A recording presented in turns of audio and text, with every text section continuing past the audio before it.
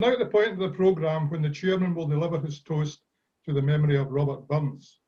However, before that, I must firstly introduce him. This evening, our chairman, David Henderson, will continue an unbroken sequence unique to this club as the 196th chairman. Some clubs may be older, but none can compare as to our record of continuous suppers. So it is a great pleasure that I now introduce him to the members and guests. Like many of us here this evening, he was born in Buckbridden Maternity Hospital in Kilwinning. Unfortunately, unlike many of the rest of us, he didn't manage to escape to civilization until many years later. He was born into a momentous year, 1967. Celtic became the first British team to win the European Cup. Scotland thrashed the world champions England 3-2 at Wembley, and I turned 21. But this is about David. He grew up in Kilwinning and was educated at Abery Primary School before moving on to Kilwinning Academy. From an early age, he appeared to be drawn towards the local hostelries, such as the Claremont Hotel, the Allerton Bar, but last but not least, that paragon for the discerning imbiber, the Winton Arms Hotel, any colour as long as it wasn't green.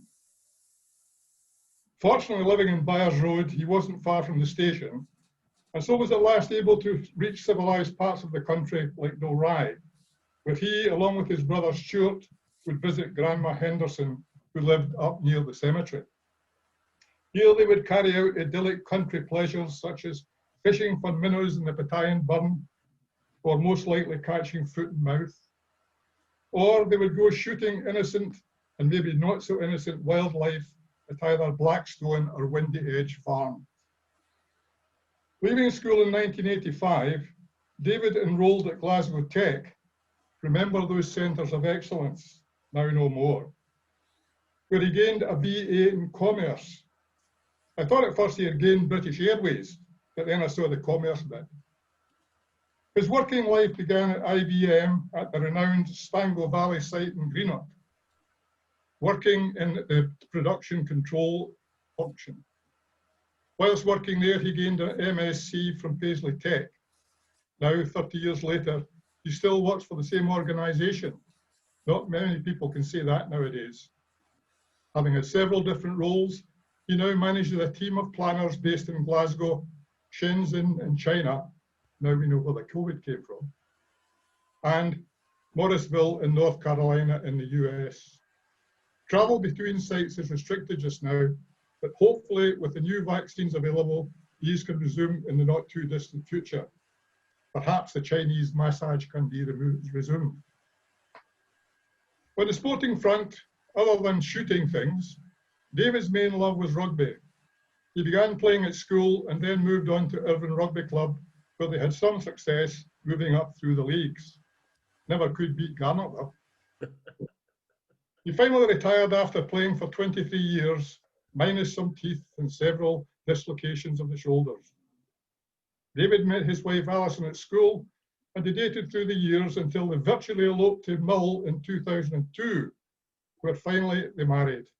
It shows how well planned the operation was when they had to rope in a receptionist and a council gardener to be their witnesses. The gardener was also the official photographer. They finally now saw sense and left Kilwinning and now live in Dalry with their dog Eric and a yellow VW camper van. Don't know if the camper van has a name, but maybe they could call it Ernie. David joins a growing list of sons following the fathers to the chair. His father, Tom, was chairman in 1987, the year David attended his first supper.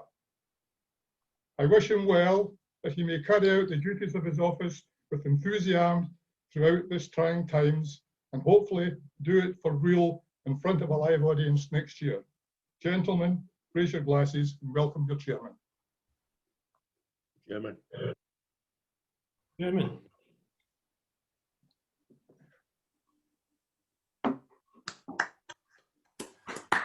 Thank you. Thank you, Mr. Croupier. Gentlemen, the story of Robert Burns is one man's struggle to overcome extreme poverty and adversity. rampaging personal emotions and frustrated ambitions. It's also the story of a poor Scottish farmer's meteoric rise from rural obscurity to recognition as a world-class poet during his own brief lifetime, cradle to grave in 37 years. Now, despite the rigours and hardship of farm labour for 14 hours every day, Burns would busy himself writing literally hundreds of songs and poems, the vast majority of which not only survived, but have flourished to this very day. It has often been said that one of Burns' many attributes was charisma. Now, gentlemen, charisma is rare, and very few of us actually have it. It's difficult to describe or explain, but here is a little story which might illustrate how it worked for Burns. One late summer afternoon, after a hard day of excise duties, Burns was walking along a country road, heading back to his accommodation for the evening. He was leading a goat on a string, he had a pig under one arm, hen under the other, and he had a bucket under his chin. Now, as he walked along, he met a rather prim young Dalry lady coming towards him. Now, as she approached, Rab called out, asking, "Is it far to the village?" She replied that it was indeed a long way off, but if he was in a hurry, there was a shortcut through the woods. Rab replied that he was indeed in a hurry, and could she show him this shortcut?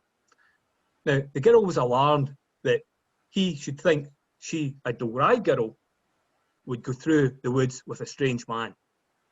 Did he think she was from Kilburnie or even Beath? "Whatever do you mean?" asked Rab. "Well, you might take advantage of me," replied the young lady. "What? Look, lassie, I've got a goat on a lead, I've got a bucket round my neck, a hen under one arm, a pig under the other. How could I possibly do anything?" Now, the girl looked at him quizzically for a minute, then said with a sly wink, "Well, you could tie the goat to that tree, you could put the hen under the bucket, and I'll hold the pig." Now, gentlemen, that is what I would call as having charisma. Now, Burns was a man of many complex dimensions. He was proud, passionate, charismatic, and romantic, but he was also driven and flawed. To say that he loved wine, women, and song is simply to say that he loved life and all of its pleasures. We must remember that he lived during a very turbulent period of history, and as a true son of the Scottish Enlightenment, he was that most Scottish of creations, a lad of parts, who had a general knowledge of a great many subjects, rather than an in-depth knowledge of just one specific area. His work promoted both romantic love and the common sense philosophy of the Scottish Enlightenment movement. And it is true to say that Burns helped to popularise many of the ideas that were flourishing in late 18th century Scotland. However, he would also be restricted by the political climate of the late 18th century. And it was dangerous times indeed to be advocating such ideas of liberty and equality. Now, Burns was 24 years of age when King George III lost the American colonies, which the king was pretty mad about, well, at least for a wee while, until they get better. And he was 30 years old when the French people decided that the Declaration of the Rights of Man and of the Citizen might be a good idea. Now, gentlemen, this was heady stuff indeed, especially if you were a man of independent mind who had sworn not one, but two allegiances to the British Crown. So Rab had to walk a very fine line indeed to avoid being accused of sedition, which, bearing in mind, was still a hanging offence at the time. He also had the old light Kirk ministers and their elders, who were busy sending 1 to heaven and 10 to hell, and would use their power to apaxy sturdy to extract their revenge, while looting hell upon anyone who crossed them.